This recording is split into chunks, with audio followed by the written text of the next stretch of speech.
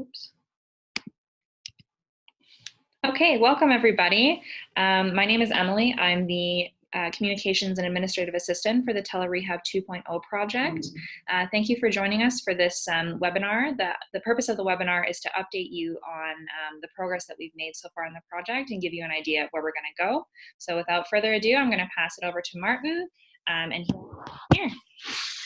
Great, thank you, Emily. Thank you for joining us on our webinar, and we wanted to take you through the progress that we've made so far with this project.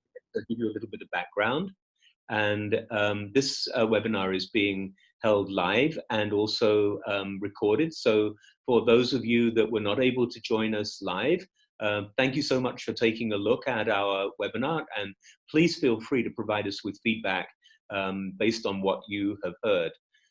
So this project was pretty tightly prescribed when we put in the proposal, in that it probably took nearly 2 years to conceive, prepare, submit, resubmit in response to reviewers' comments, and end up with the project that we're now going to provide you with progress on. And the key thing I think to remember about this project as I go forward is that this is a project to demonstrate the feasibility of delivering more advanced rehabilitation assessments by using enhanced technology. And so this is not a project that is intended to treat a large number of patients or do comparisons between one treatment methodology and another, or one context such as a remote tele-rehab assessment versus a remote face-to-face assessment. These are all very worthy things to do and very important to do in the future. But the purpose of this is to say, can we create the capability to do more advanced rehabilitation assessments than we are traditionally able to do? So we want to recognize the organizations that have enabled us to move this project forward. Obviously, Alberta Innovates is the primary funding agency supporting this, and Pfizer, who have provided the funds to Alberta Innovates to provide this program of research translation, the Government of Alberta, Faculty of Rehabilitation Medicine, and the SMART Network. So we very much appreciate their support, and we do keep these organizations close to us as we take this project forward. In fact, Alberta Innovates requires us to provide a 6-monthly report, and the milestones that we have to meet for each of those 6 months then determine whether the funding continues. So this is very strictly controlled in terms of us meeting our milestones. So the overall purpose of this project is to enable us to transform some of the rehabilitation services that we currently provide to Albertans, and particularly to improve access for people who are in rural and remote settings, or who face significant challenges in being able to access a face-to-face rehabilitation assessment. And this is not specifically designed to address the kind of assessment you would have done in a hospital setting, but in an ambulatory clinic setting. And the ambulatory clinic setting could be a physical therapy program offered by a privately run organization, or it could be a rehabilitation program run by Alberta's health services in some way. So the exact model for how the services are provided is quite diffuse and quite different from what we tend to think of when we think of traditional telehealth, which is usually delivered within the acute care setting, or the primary care GP-like setting. So this is a program which has got a lot of its focus on delivering community-based care. And one of the things that we wanted to do was to enable this project to provide measurements that maybe are not even made in a typical face-to-face session, so that we can generate data that will ultimately create evidence to support the delivery of these services, so that we can see that patients are deriving real benefit. And what we believe is, if we can collect that data, then we will start to be able to advocate more effectively to increase the level of public funding that goes to the provision of these kinds of rehabilitation assessments in the community setting. So why do we need to undertake this project in the first place, and why are we the right place to do it? And I would argue we're the ideal location in order to undertake a project like this, because we have two urban centers, Calgary and Edmonton, which deliver very high quality services and very high levels of expertise in the delivery of a wide range of health services. But also we have a significant population of people who are in remote and rural settings who find it difficult to access those urban settings. And so we're a perfect test bed, if you like, for being able to look at the feasibility of delivering more advanced rehabilitation services to widespread communities. And as I said a few minutes ago, I think one of the other reasons why it's important for us to undertake a project like this is that we have an opportunity. And that is that because we're delivering assessments to people in remote locations, we have to transmit data back to the urban center where our clinical specialists are involved in the assessment. And by transmitting that data, we have the opportunity to store it. And once we've stored it, we have the opportunity to then analyze it. So this is a way of creating an evidence environment that currently doesn't exist.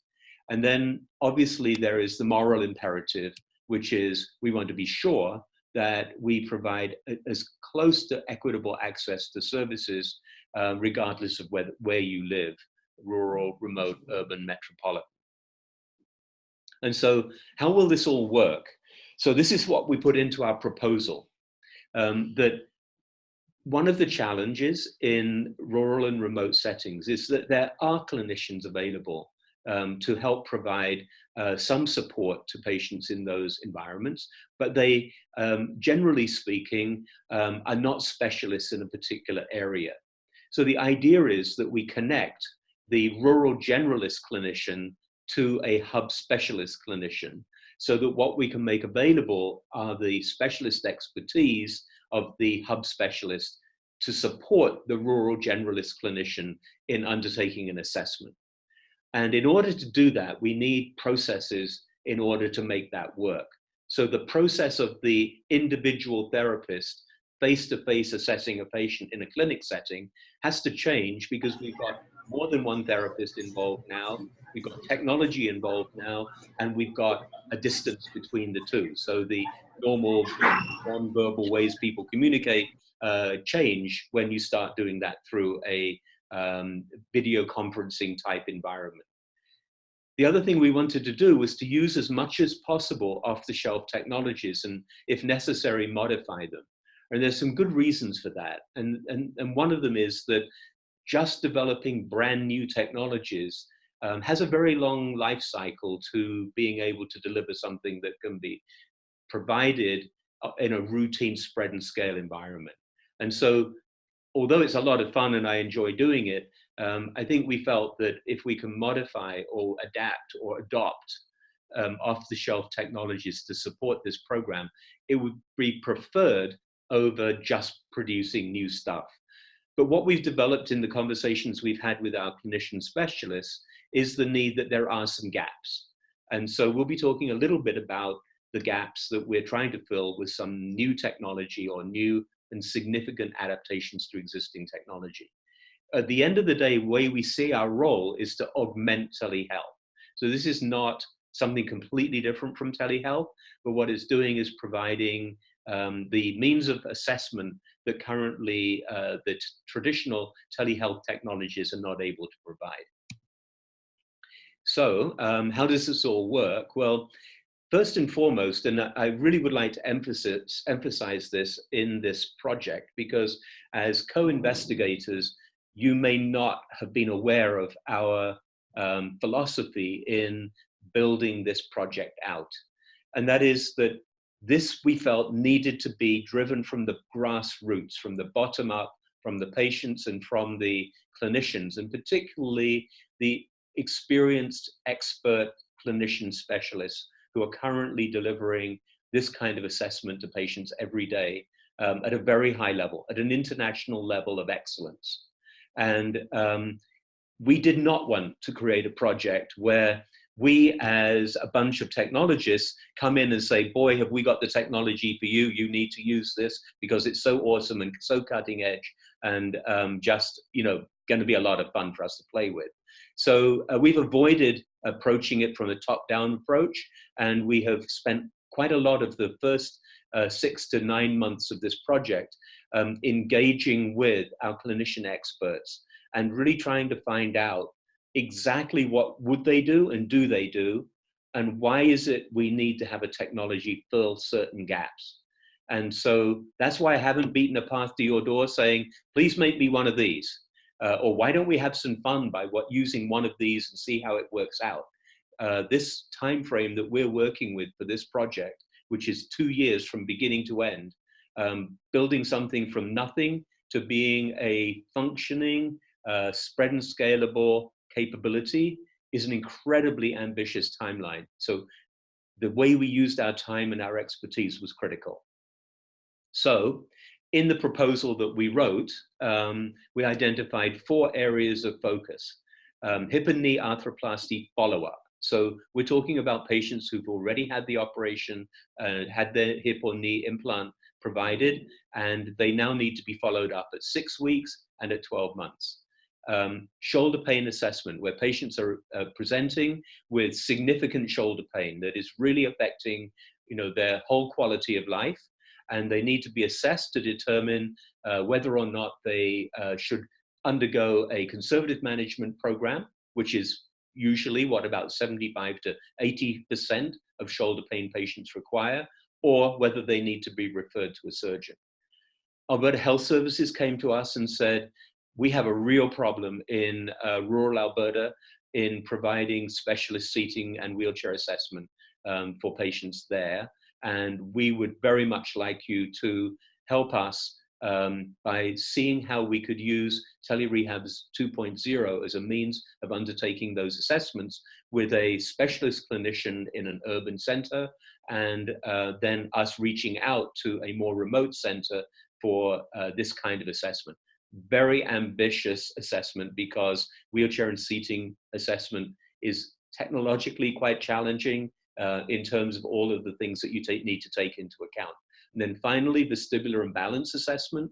So these are for people who are suffering from very significant dizziness. It's rather like being perpetually seasick.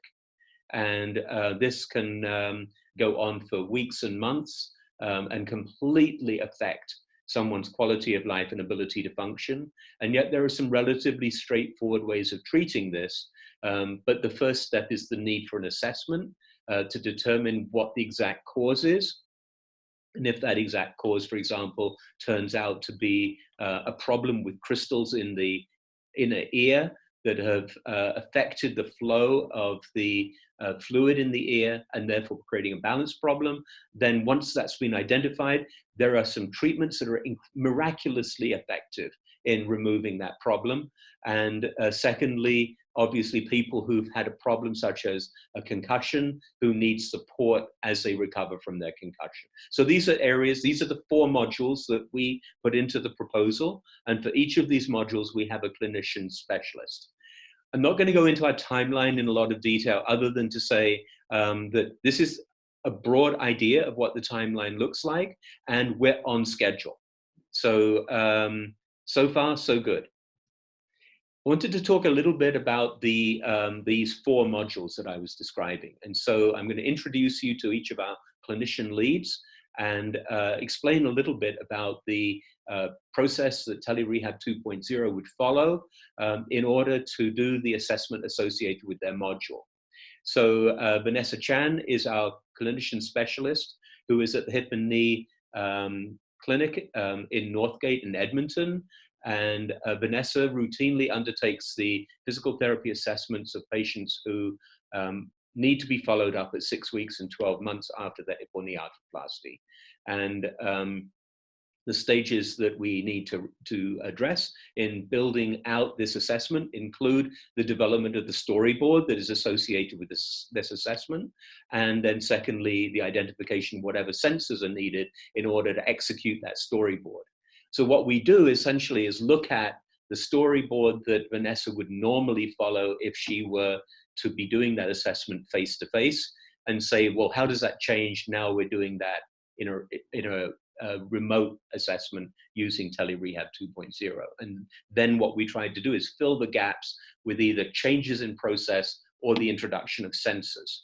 And so we have got that pretty well complete in that we've got our storyboard underway, and we've identified some of the outcomes that we would be looking for, or some of the indicators of issues that might be arising for a particular patient, and then the technologies that are needed to support that. So that's going very smoothly. The second one is shoulder pain assessment, quite a complex assessment. The storyboard is nearly complete. There are more technological needs in the shoulder pain assessment than there are in the hip and knee arthroplasty assessment. And the technology gaps have been identified. And the sorts of things that we're doing during that assessment are, we're looking at the person's range of motion, and we're actually measuring that using markerless motion capture. We need to be able to measure force between the patient and the therapist. So if you ask the patient to push against your hand or arm in different ways, in different directions, you can get information about how that person's shoulder is functioning and where the pathology is. How do you measure that force when you're working remotely?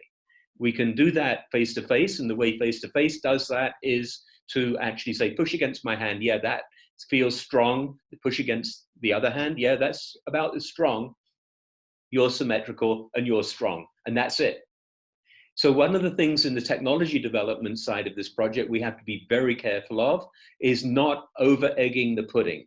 And by that, what I mean is that we don't start going in there trying to measure things to 1% accuracy of newtons, when what the therapist does in a normal assessment is say, yeah, they're about the same strength. They don't even use newtons in that kind of an assessment, let alone try to measure it with precision. We have opportunities to improve the precision of normal clinical practice, to bring in measurement that doesn't normally occur during face-to-face assessment. But given the fact we're on a two-year timeline and have limited resources, we don't want to be getting into the weeds of measuring force measurement at an unnecessary level of accuracy until we get to a point in these assessments where we're beginning to say, well, this is such an important measurement in everyday practice, we'd better be doing it better than we have been. So this is the pragmatism, this is the bottom-up way that we're looking at this. And so force measurement is just one of those examples. And then there are other things that we assess, such as pain and pain scales and so on. Wheelchair and special seating assessment. Here we've got some guidelines that we've been able to translate from the face-to-face assessment into a remote assessment. We've outlined what the technology gaps are. They're pretty significant. They're predominantly associated with measurement of sitting symmetry, range of motion, propulsion parameters of the wheelchair, things like stroke length, cadence, and so on. And most of those technologies we either already had or we're very close to having completed. And so tomorrow we're going to be undertaking our first in-house trial, which will be a simulation of what we would do if we were to do the remote assessment. Our expectation is that these trials at this stage are going to be in sort of three categories, disastrous, reasonably promising, or we knocked it out of the park. Our expectation is it won't be disastrous, but it's not going to be out of the park. And so what we're going to be doing is learning from that. And this is part of the PDSA model that we introduced into the proposal, to approach the development of these assessments in an interactive way, working very closely with the clinicians. So again, this is involving visual assessment, a whole range of force measurements and so on, and then the actual adjustment to the wheelchair. So in wheelchair assessment, you're not only assessing the patient, but you're also assessing the wheelchair. So there's all sorts of complexity there. And then the final of the 4 modules is the vestibular imbalance module. And Sheila Woodhouse is, Canada's expert for LifeMark, which is one of the therapy clinic programs across Canada. And Sheila has been developing the storyboard for the vestibular assessment, and that is complete. We have got all of the measurement systems in place to do that one, and our in-house trials will start on Tuesday. So we're cracking along in terms of these simulations of what we would ultimately do. So these are some of the things we're looking at here. So we're looking at sway, we're looking at oculomotor function, we're assessing gait, and we also are looking at actual balance during walking. So these are all the kinds of assessments that Sheila will be looking at.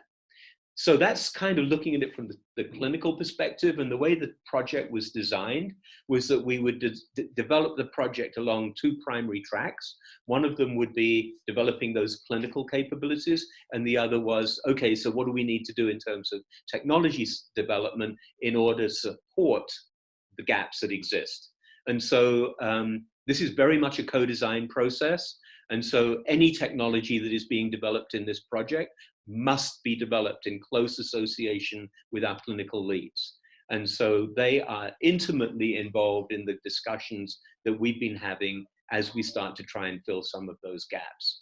And so we've been looking at these parameters, range of motion, balance, gait, and so on. And we also have been working quite intensively with them in adapting Kinetisense, which is a markerless motion capture system using 3D cameras that enables us to make measurements of balance, range of motion, and a number of other parameters. And so one of the challenges with that markerless motion capture system is that they have so far been designed to accommodate one person in the picture, i.e. the patient, and then asking them to perform certain tasks and you make measurements. It gets tricky when you've got 2 people in the picture. So you've got the therapist and the patient in the picture because of the way the assessment is done. So we could say, oh, well, that's too complicated, get rid of the therapist and let's make the patient do what we want them to do. And that way they'll fit in with the technology. Absolutely against the strategy of this project. What we had to do is say, it's a given that the therapist must be in the picture, so the technology has got to accommodate that. So we're working closely with Kinetisense in order to, for the first time, make that markerless motion capture system work and differentiate the therapist from the patient in the picture. And there's a lot of AI that's involved in order to do that. Also for the wheelchair assessment, there are a lot of measurements that are being made there that involve the markerless motion capture system that are brand new. And so there will be a whole new module in Kinetisense as a result of this project that will enable wheelchair assessments to be done. And that will then be made widely available at the end of this project to other users. And then the last thing that, again, is using markerless motion capture in a new way is almost all markerless motion capture up to now has involved the standing person. And now what we're doing is we're putting them on a plinth, and we're then doing a whole variety of different kinds of assessments. For example, in the hip and knee arthroplasty project, where we need to have both the clinician in the picture, the patient in the picture, but the patient is also recumbent. And so we're pushing that technology in order to make that happen. And good progress is being made on that front. So these are the kind of unmet technical needs that we need in this project so far, and that's where we got to. We will probably stumble into some more needs that we're going to encounter as we start these trials. But what I would point out is that as we start our first iteration of trying to fill these technological gaps, it doesn't mean that there are not other opportunities to come along with competing technologies. So what we're expecting over the next couple of months as we start to share our progress more with you is that we'll be able to say, you know what, this force measurement isn't working out great. These are the problems we're encountering. Do you have any ideas that might be better? And even though we will have to push on, and so we're starting in March with our full-on remote clinical assessments, that period from March till December is still a period when we could accommodate the development of new technologies that would just be ready or have the potential to be ready by the end of this project, as we hope to sustain it, and then they could be threaded in the future as we hope Tele-Rehab 2.0 progresses.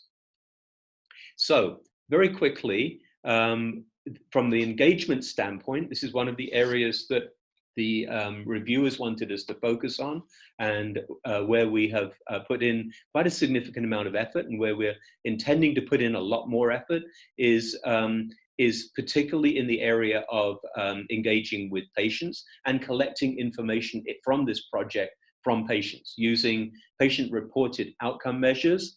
And we want to make sure that those patient-reported outcome measures are giving us the kind of information we need for this project. So we can distract ourselves by putting in EQ5D as a prom for this project, and we could ask the patient to fill out a questionnaire with about 100 responses, most of which are completely irrelevant to what we're trying to achieve right now, which is, so what was it like when you were being assessed using this tele-rehab medicine, tele-rehab technology? Did you feel confident? Did you feel that your privacy was being respected? Did you feel that you were able to communicate effectively with your clinician? Were there any gaps in what we were doing that you felt we should fulfill in the protocol that we developed? Those are the sorts of questions we want to ask.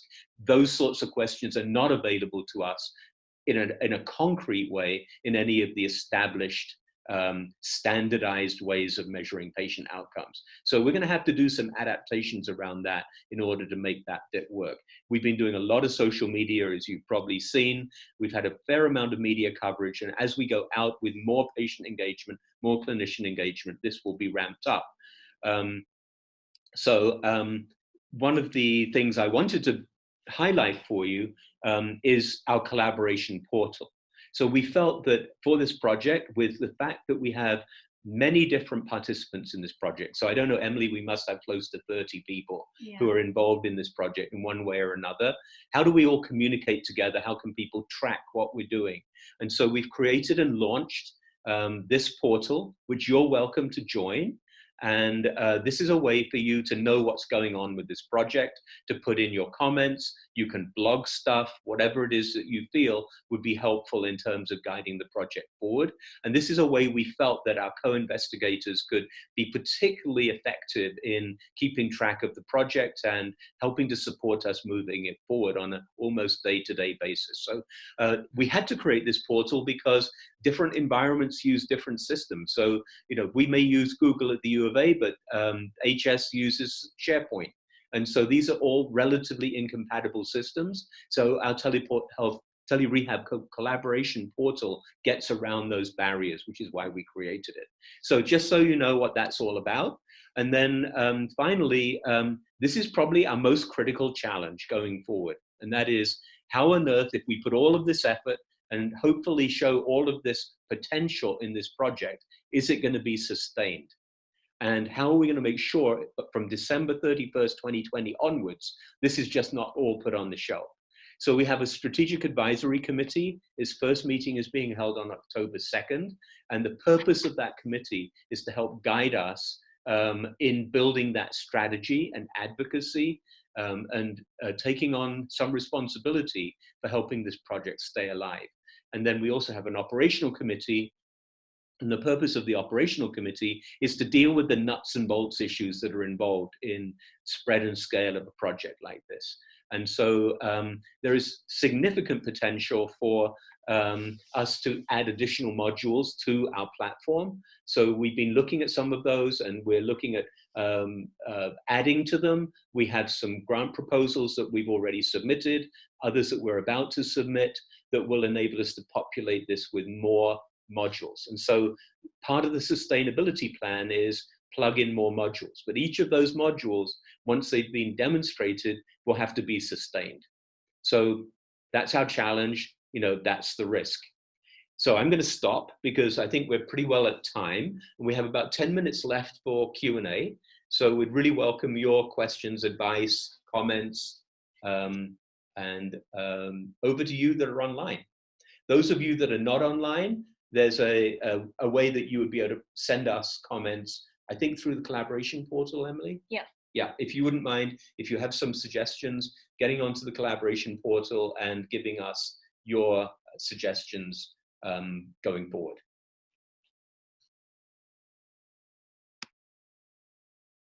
I think you should be able to speak if you have your microphone turned on. You should be able to just ask your question directly and we'll be able to hear you, hopefully. So, or you can use the chat. I've pulled the chat up. Hello, this is Hossein Rohani from Mechanical Engineering. Thanks for inviting me. Is it just me? I see only myself as the participant here. Of course, in addition to Emily, right? I think Hossein, I think it's just you who is able to attend live. So. Great. So I was, first of all, thanks very much, Martin, for very informative presentation. I wanted to talk about this with you. I guess I was a co-applicant on this project, and I wanted to know how I should be able to contribute to the big aims of the project. It is very exciting because the 4 areas that you mentioned, I've been working on these 4 areas, the 4 of them, interestingly, and I would be very excited if I can contribute any way that would be helpful to these areas. That would be great. So I think your timing is perfect, because what we had to do was to kind of kick this into gear so things could get moving because the timeline is so tight. Exactly, understand it. Yes. And totally. also, of course, to make sure that the philosophy of a clinician-driven project was properly adhered to. So I think that what would be really helpful would be once we have completed our first simulated trials, so that will be over the next few weeks, we're going to identify almost without doubt some problems. It's technological problems where we could use some advice. And so I think what I would most appreciate would be, when we've identified what those are, if we could sit down with you and say, this is what we've encountered, what are your thoughts? The other thing is that after we've done our first trials, you'd be very welcome to come along and observe, participate in what we're doing with our clinician leads in doing those simulations. This is not the only simulation we're going to do. The first one, I think we're sufficiently nervous about not to want to have too much of an audience for. We've got a good friendly relationship with our clinician leads, and so we're a little bit nervous about having too much of an audience for the first one. But after we've done that first assessment, I think we would identify the gaps. And secondly, we would love then, if you'd be interested in coming along, to observe and interact with the subsequent ones, which is what our PDSA, our philosophy for doing this project, or our methodology for doing this project, is an iterative approach. Very good. I probably, Martin, so far you know how I see the contribution I can make in these 4 areas, specifically shoulder, wheelchair, balance, and an outcome evaluation of lower limb arthritis surgeries, probably. After these 4 years that I have been here, for some of these projects, I am almost ready to publish the results, and then I am almost ready to show you the outcome of the technology we developed in clinical evaluations. So essentially, for shoulder, balance, and walking, we have shown that our inertial sensor-based technologies can have the objective assessment. As soon as you say, I would be willing to present those clinical results specifically, because as you mentioned, and I really agree with that, developing technologies without actual clinical use is not impactful. So I would be interested in discussing the clinical outcome of the technologies we have. They are different approach compared to optical sensor less technologies. And I think they can complement each other very well. So as you said, I would be willing to present these opportunities anytime you and your team say, so that we can explore how we can complement these two types of technologies together based on the potentials. That would be great. So what I'm wondering is, so that we can sort of become educated of the work you've been doing, I mean, especially the clinically oriented work you've been doing, maybe what we could do is set up a meeting for you to give us a little presentation to our group, as our primary core group, so that like 3 or 4 of us could hear this, and then we can look at how that might fit in. So to give you an example, balance measurement. I think I have a sense as to what you're doing with the balance measurement. The problem we're experiencing is less, can we measure balance parameters? The problem we have is, so I can tell you how much, when you perform certain procedures involving balance, how much your center of pressure changes or your center of gravity moves. But what is normative data? What is considered a normal or a pathological level of sway? And how does that vary by age? And when you see it, what are you going to do about it? And so so for us, although there are ways to optimize our measurement technique, and I think we're agnostic as to what method would be used, our biggest problem is, okay, now I can tell you that you're swaying when your eyes are closed, 30% more than when they're open, but does that matter? And how big a value of sway in terms of X and Y movement is important? And how do we introduce that into a clinical assessment process, while also not getting ourselves caught up in the complexities of having to then have a regulated device? Because if you're using it diagnostically, then off you go have a chat with the FDA. And I know. 2 years time. Our project is 2 years, so we don't have a lot of time to go off and talk to the FDA. And so those are the really pragmatic issues. And I think if we could meet and discuss that, that would be really valuable to us. I would greatly appreciate to have this meeting. Just need to close that. Okay. I think of what I can do. I can, as you suggested, I can show you the outcome of our clinical studies, and I exactly understand what you introduce as the challenge, and it's a real one. I think this project that you're leading has a potential to create a normative data if this is what exactly.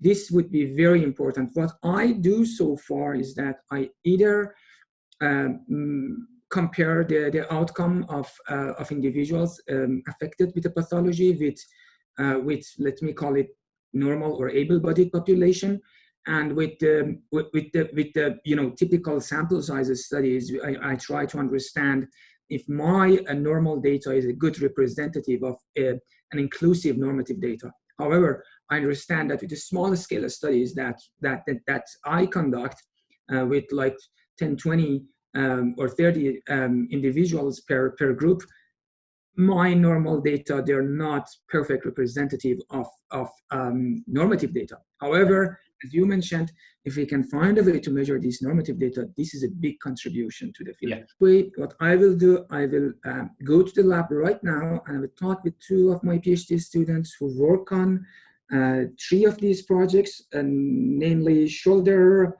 balance, and outcome evaluation related to lower limb joints. Then you, as you already know, I started working on wheelchair. I don't have anything on that yet.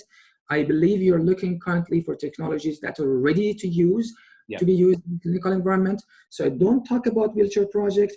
What I will do, I will ask my team members to prepare a presentation, including the result of these 3 studies that are ready.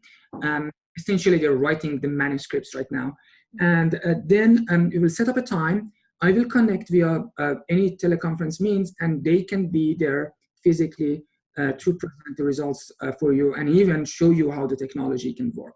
That would be wonderful. Perfect. That'd be great. Okay, that'd be fantastic. If it's easier for them, we could always go over to your lab.